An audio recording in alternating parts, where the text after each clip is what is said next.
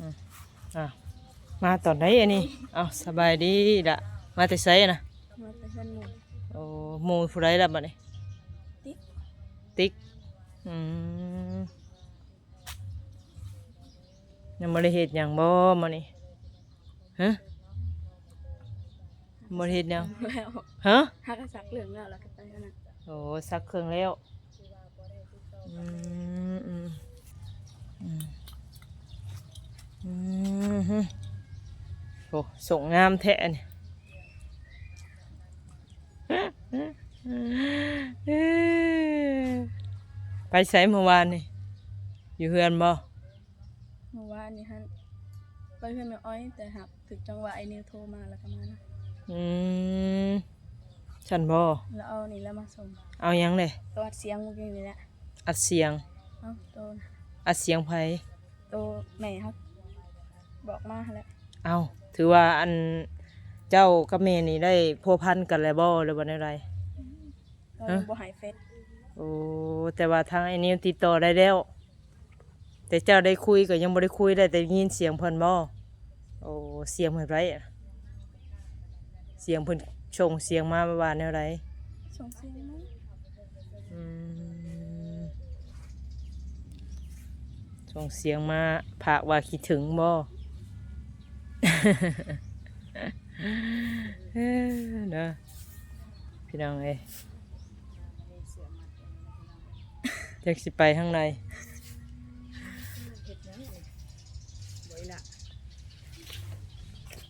ถามว่านี่ปีนออกมานอกพี่ตัวไหนนิดไหมกินแล้วข่าวมันนี่แหละยัง บ่ต้องห่วงเรื่องเขานะข่อยบ่กินนะเดี๋ยวนี้ คือแต่งตัวงานไทยเป็นไงฮะจะไปหลินซื้อหลินแท้นะหมูชวนไปดำนาแต่ครับมันไกลเลยบอกอยากไปดำนาอยู่ใส่อยู่นกกิตมบัดหมูไปได้สะย่างไปบ่ขี่รถยางไปหมูว่าแต่เขาอืมทางมันเปื้อนเราอยากไปทางไปให้ไปหน้าสิให้ไปคืออันนั่นกับโบนั่นแล้วจ้ะบ่มีรถเขากับบ่มีรถคันเขามีรถเขาก็ชวนไปจะว่าย่างลัดไปนี่บ่ล่ะผู้เนาะกาพึกหาอยู่หากินน้ำหาแลหาเงินหาคำล่ะไว้เงินเบิดแล้วไปจักเงินมาให้นะฮะ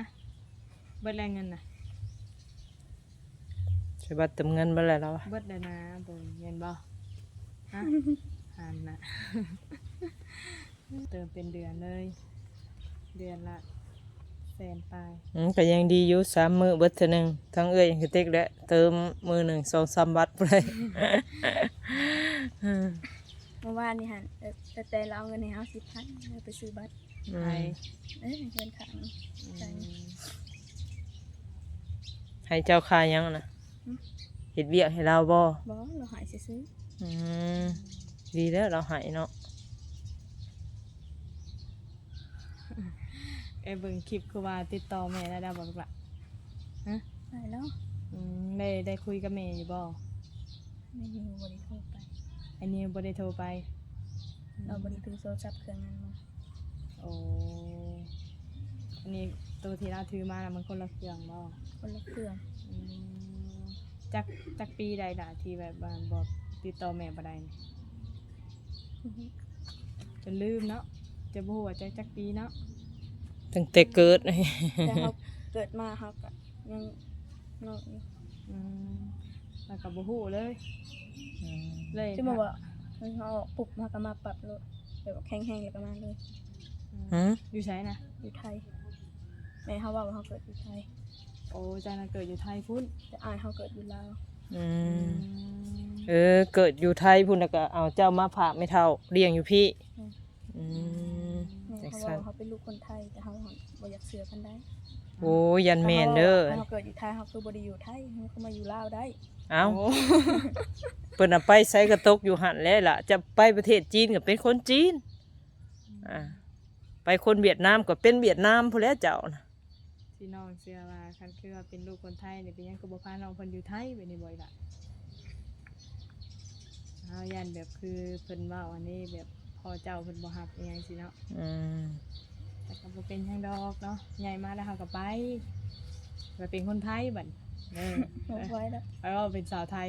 ฮะ อืมบ่แล้วก็แบบว่าพ่อคนไทยนะนี่เนาะ อันนี้หันคืออันฮู้จักจากแม่บ่แม่เล่าให้ฟังบ่อืม ได้ยินแม่เฮาโทรมาหาทางแม่หมู่ลูกไปเลยลูกเกิดอยู่ไทยเด้อ โอ้เพิ่นเล่าว่าเจ้าน่ะเกิดอยู่ไทยเนาะ เขาเลยถามเดือนปีเกิดว่าเฮาลูกเกิดเดือนหยังแล้วว่าเกิดเดือน12วันที่2แต่ปี2000เราบ่บอกเราอ่านไว้ เอาไม่เหียงบ่ เราบ่บอก อันที่10 แต่ เดือน เรา ที่ ว่า 2วันที่ ลูก 2 มันอายุ14ปีนี้ นั่นเด้ 35แล้ว การไล่เอาเนาะ นี่ว่าแล้ว ปีเท่าไรบาทปี2000เท่าไรนี่10เท่าไรบาทปี2009หรือ10นี่แหละเนาะประมาณนี้แหละพี่น้องเลยประมาณ2010เห็นบ่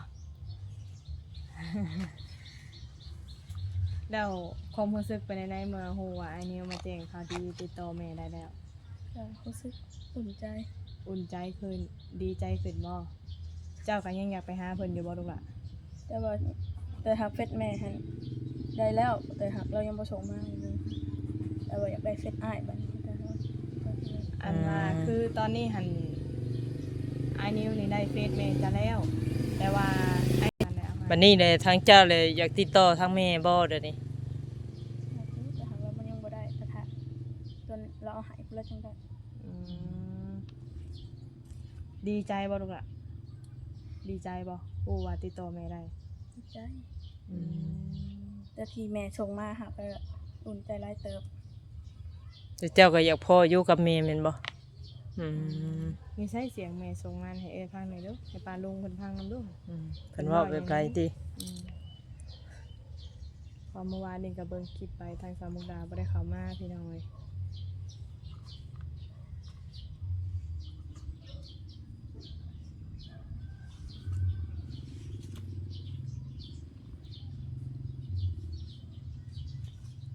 ใช่มิด10แท้ ยังหาอยู่เครือข่ายยังบ่ตอบสนอง ฝากบอกน้องเตยนะแม่ก็คิดฮอดคิดถึงคือเก่า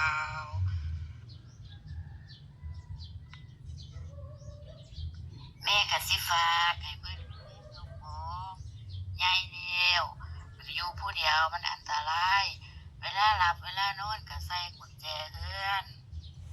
ได้ยินเสียงหยังก็บ่ต้องเปิดประตูเฮือนออกมาถ้าบ่แม่นอายบอกน้องไว้เด้อ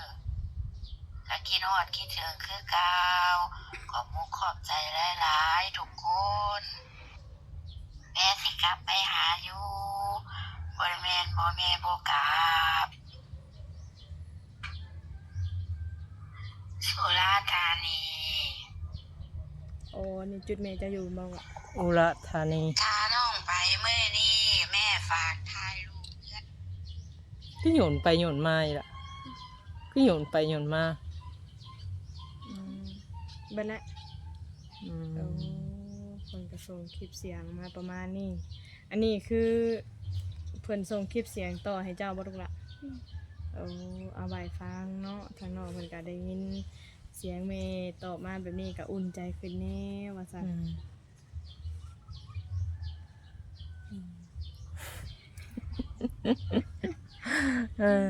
สมมุติติดต่อแม่ได้ดิเจ้าอยากถามหยังอันสิ่งที่ว่าแม่เพิ่นแบบว่าเพิ่นไปหลายปีแล้วเพิ่นบ่ติดต่อมาหาเจ้าเลย อยากถามว่าเป็นจังใดอยู่จังใดอยู่ดีไม่แห้งอยู่บ่ ว่าลูกละกู อืม ตูดไม้ขึ้นเองละตูดไม้ขึ้นเองอันนี้คือ อยากถามซำนี้แม่นบ่บ่ถามเนาะแนวอื่นเนาะอืม อีหละก็เป็นห่วงเพิ่นอยู่บ่อยู่ทางพุ่น ก็เป็นห่วงแต่ได้ยินอันนี้ว่าวันหันเบิ่งคือคนอยากส่งแบบเขาคนอื่นส่งขายส่งไปต่อหั่นนะ โอ้แม่เจ้าหันบ่ ถึกขายจังซี่บ่อีกล่ะ ให้เขาพังบริษัทไม่ได้ หรือว่าเฮ็ดงานใส่เงินให้เพิ่นบ่ เราว่าเฮ็ดงานบ้าน ตอนนี้ฮะ เฮ็ดงานบ้าน แบบว่าบ่ได้เงินรับเงินเดือนบ่อืมยังบ่ชัดเจนเนาะ ก็มีแต่ว่าเมื่อใดไอ้นี่ส่งเฟซมาแล้วก็ติดต่อกับแม่เองบัดนี้เนาะโทรหาแม่เอง ถ้าเว่าถึกขายมันก็คือว่าแน่นอนมันก็เท่าจุบหนีเพิ่นมาแล้ว อีหลาก็ในใจก็อยากให้เป็นกลับมาหาคือเก่าอยู่บ่ให้กลับเนาะก็ยังคิดฮอดคิดถึงเพิ่นคือเก่าแม่นบ่ลูกน่ะอันสิว่าแล้วก็มีความหวังขึ้นกว่าเก่านะนี่เนาะแม่นบ่มีความหวังขึ้นสิว่าติดต่อแม่ได้อะไรพี่น้อง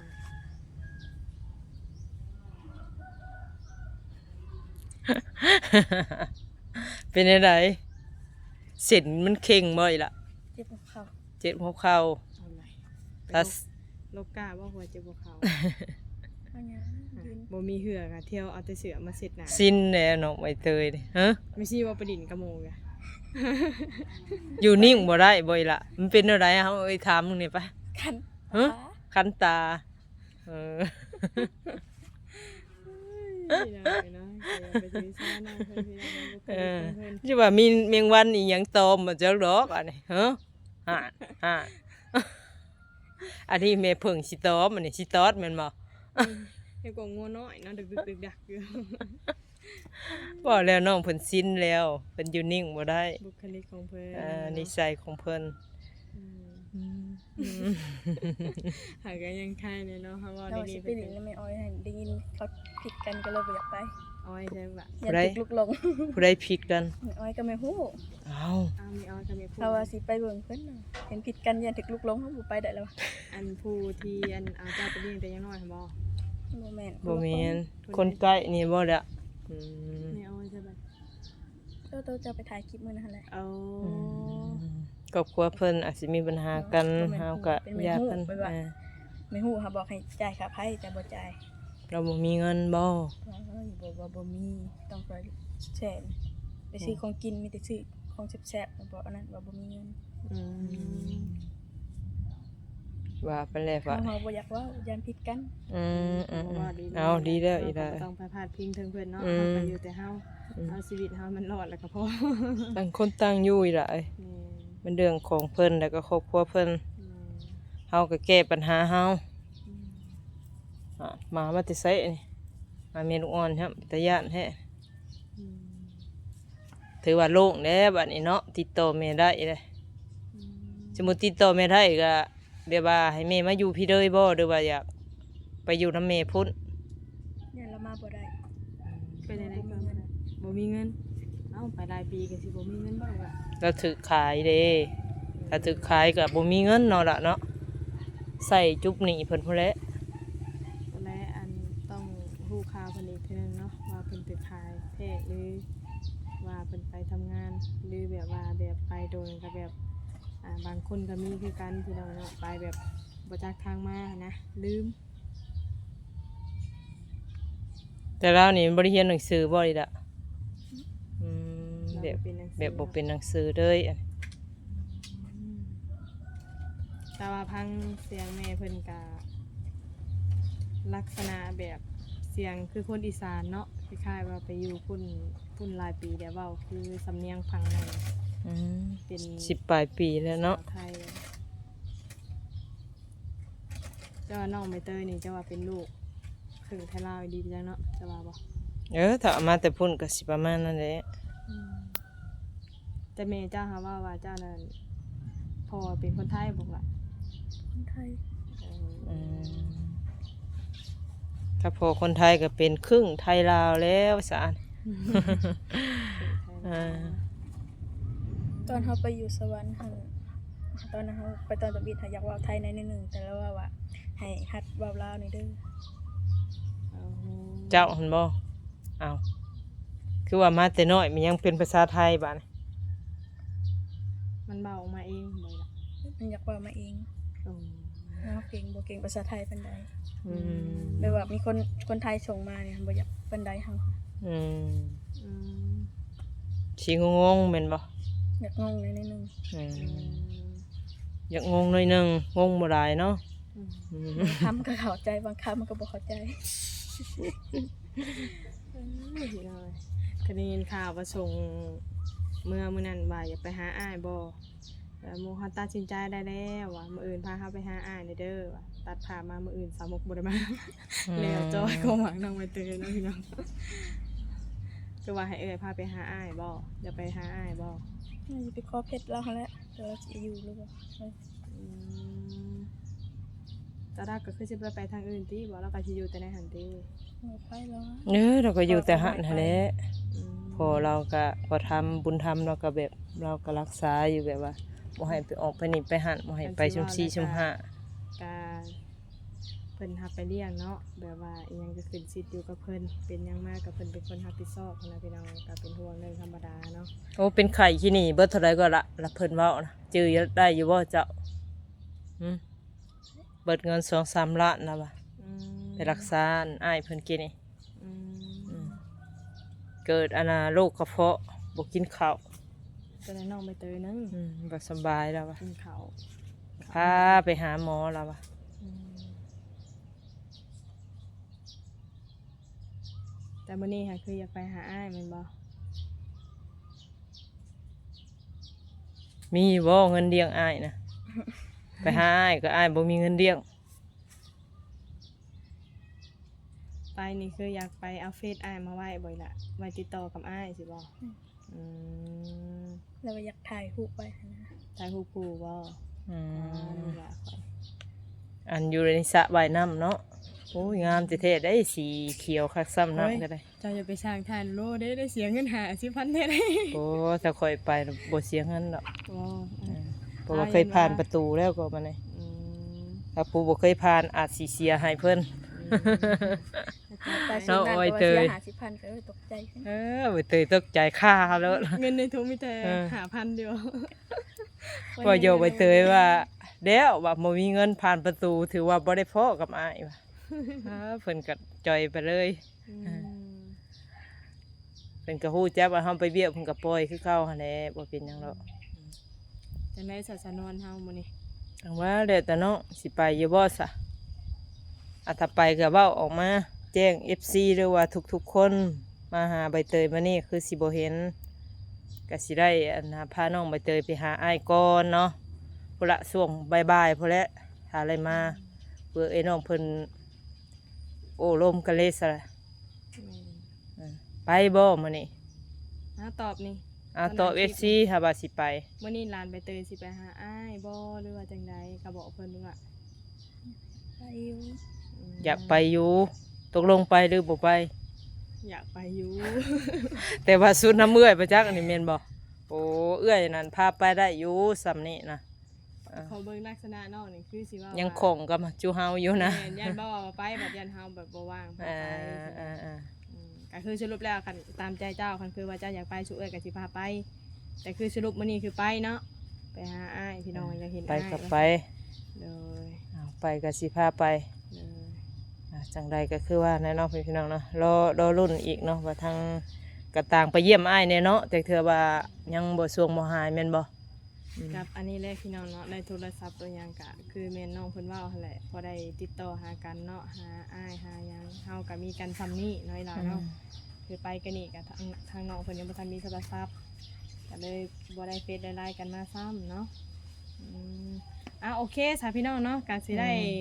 เช็ครถเช็คล่างก่อนเด้อวันนี้เนาะพาน้องใบเตย เตรียม ส สิ่ง ยาม เตรียมของบ่ยังไปต้นไปฝากอ้ายฮะมีอยู่บ่ของต้นบัดนี้บ่มี มีแต่ห้อยยิ้มบ่ โอ้ยขนมห่อหนึงก็บ่มีเฮ็ดได้หลายบาทนี่ มามีกินมื้อละบ่ยังอันน่ะห่ออันใดๆก็ไปต้อนแต่พอเพิ่นมีอันนั้นเนาะของฝากของต้อนเล็กๆน้อย เอาซะเจ้าก็สิได้ไปเตรียมเครื่องเตรียมของซะเนาะ ๆไปโอเค จังได พี่น้องเอ้ย คลิปนี้ก็ลาพ่อแม่พี่น้อง FC สบายดีอีหละ โอ้ยวันนี้ก็คือทางน้องเพิ่นก็อยากไปหาอ้ายเนาะพี่น้องเนาะก็ทางเฮาก็สิพาเพิ่นไปอีกรอบหนึงเนาะพี่น้องเนาะเพื่อต่างว่าซอยน้องเพิ่นหั่นละพี่น้องเอ้ยจังได้ทุกคนมื้อนี้เนาะก็เพื่อว่าแจ้งออกคลิปเนาะก็เพื่อว่าอยากให้รับรู้ว่ามื้อนี้ทางน้องเพิ่นบ่อยู่เด้อเนาะ เพิ่นสิไปหาอ้ายเพิ่นพี่น้องเอ้ยจังใดก็รอรุ่นแล้วก็ติดตามเนาะคลิปต่อไปพี่น้องเอ้ยจังใดก็ฝากพ่อแม่พี่น้องเด้อ FC เบิดสุขคนอย่าลืมกดไลค์กดแชร์แล้วก็กดติดตามให้ทางสนวนพอมีกำลังใจสู่ต่อพี่น้องเอ้ยก็ขอบคุณทุกท่านหั่นล่ะเนาะที่เข้ามาเป็นกำลังใจจังใดคลิปนี้ไปแล้วเนาะขอกล่าวคำบาสบายดี